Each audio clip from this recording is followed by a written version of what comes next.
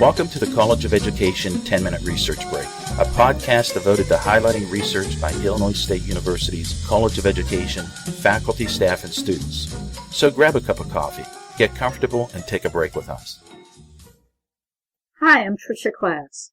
Today I'm talking with Dr. Phyllis Mc-Cluskey-Titus and Adam Dralle. Phyllis is a faculty member in the Educational Administration Department's College Student Personnel Program, and Adam is a recent alumnus of the program. The article we will discuss today focuses on the assessment research project that was a collaboration between Dr. Phyllis Mc-Cluskey-Titus and 7 master's students in the CSPA program. Well, welcome, Phyllis and Adam. First, I'd like to know if you could discuss the impetus for this study and explain the unique levels of student involvement throughout the research process. Adam was my graduate assistant, and he expressed an interest in getting some grant writing experience. And then you, Tricia, shared a grant opportunity through the University Assessment Office here on campus to conduct a program evaluation. So Adam and I wrote the grant. We received the grant and then asked for other student volunteers in our graduate program to help participate in conducting this program assessment of our graduate program. So 6 other graduate students wanted to participate. And we saw it as a real teaching and learning opportunity for the students that were involved. Not only did they have a chance to conduct a program evaluation, which was really valuable to us as a program and to them in their learning, they had a chance to go through city training in order to do an IRB protocol. They were able to conduct an assessment using national norms and standards. They developed a survey instrument. They analyzed data that we collected from the survey instrument and other kinds of data. They wrote up results, developed recommendations that our department has implemented, and they then wrote this particular article and made 2 conference presentations. So it was a great way to involve students in research and assessment.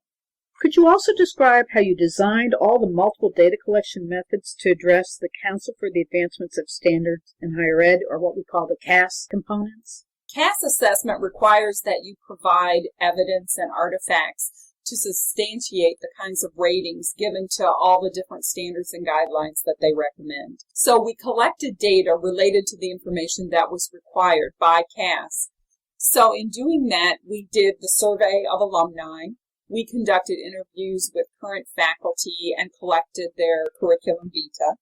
We also did document and website analysis. We reviewed evaluations from students' internship experiences. We reviewed exit interviews that are conducted of the cohort that graduates. We also looked at faculty evaluation summaries, curriculum, and looked at the kinds of jobs that our students obtained after graduation, as well as reviewed information on our Facebook page.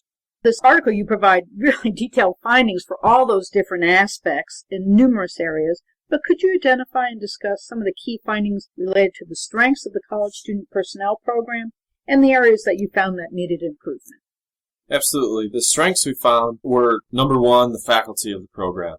We have 1 full-time faculty and several part-time faculty that teach in the program who are all very qualified, very knowledgeable in their respective areas. They also are always willing to help students after class, before class, have students in to their office hours to help them work through class materials, to help them work through articles, and to help them whenever they're struggling. Which leads to the next strength of the CSPA program, which is curriculum. The sequencing was really beneficial for full-time students. The survey participants gave really positive feedback about the curriculum sequencing. They also noted that there were a lot of opportunities for further learning beyond what the curriculum was in the classroom. So this assessment was a great example of that, in that several students were approached by Dr. Phyllis and I to conduct this assessment, which was obviously beyond the curriculum of any of one of our classes. We do cover assessment, but definitely not to the extent that we were able to gain the experience throughout this CAS assessment. And lastly, the survey showed that overall preparation to enter the field of student affairs was extremely strong coming out of this program. All of the alumni felt like they were prepared to handle any of the number of circumstances that they came across and felt very prepared to be a professional. The weaknesses were the recruitment materials of the program and the mission statement. There was no developed mission statement of the program, which hindered the program because any website you looked at, any Facebook page, any national organization website, you really couldn't get a feel for what the program stood for. and the recruitment materials didn't accurately portray the program, the people that were in it, or the experiences that the program provided. So we focused on those two areas and made recommendations to the Faculty Advisory Board and the CSPA Advisory Board regarding those two weaknesses. So it was really about making the recruitment materials consistent across the board, be it on websites, anything distributed, but also making the program a lot more transparent and portraying the actual experience that was found in the CSPA program. Now, based on your review of your literature about assessment and CSPA programs and your own research findings, what do you think is the contribution to the field that this study makes? And then my second question is, what do you think the study's major contribution to the particular CSPA program? In terms of contributions to the field, I think this article reinforces the idea that assessment is critical for program improvement. Another one was important for students to provide input on a graduate program they were part of, to be able to see the strengths and weaknesses of the program and to be able to provide recommendations to improve that program. And last is the importance of involving students in assessment and research and the opportunities that involve.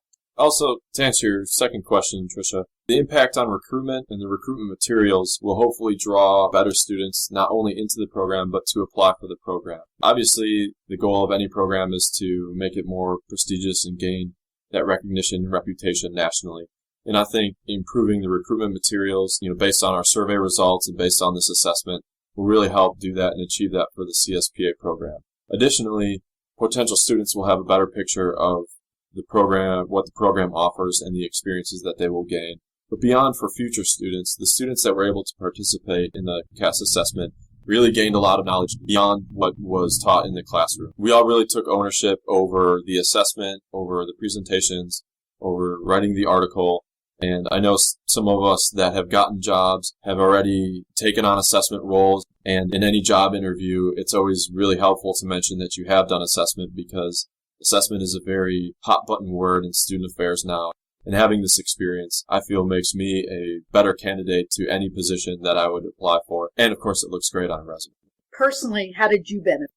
Beyond being able to put assessment on my resume, I had developed grant writing skills. And I think that's something that, as a graduate student, sort of a bonus that you can bring to any professional position. So the grant writing process was totally new to me, but I feel that will give me a leg up on any other candidates that are out there, as well as just being involved in the assessment process and the great things that came out of it, doing professional presentations at several conferences and being able to write and get published in the Progressive Measures Journal. What are your plans for future students to carry on from this first group? Well, I've already started another group. We found a different grant. We are developing an assessment of student learning within student affairs graduate programs, one we hope we can pilot and then present nationally based on some competencies. So I'm working currently with 3 students. We've written and received a grant.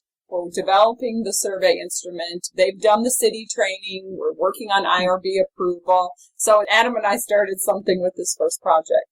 That's the whole point of dissemination of research, impact on the field and impact on the participants. I want to thank you both for talking about this, and I hope this conversation encourages others to read the publication, but maybe other instructors and students to work together to do similar projects. Thank you. Thank you. Thank you. The full citation for today's article is Mc-Cluskey-Titus, Dralle, Love, Nilsen, Pier, Kapella, Kirk, and Bristol, 2013. Improving Graduate Students' Experiences, an assessment of the College Student Personnel Administration Master's Degree Program. Progressive Measures, Volume 8, Number 1, pages 9 to 15. The citation can also be found at the website education.illinoisstate.edu/faculty_staff/research/podcasts. Join us for future Research Break podcasts. This podcast is sponsored by Illinois State University's College of Education, where we strive to assure that all students realize the democratic ideal through our teaching, research, and service to the field of education.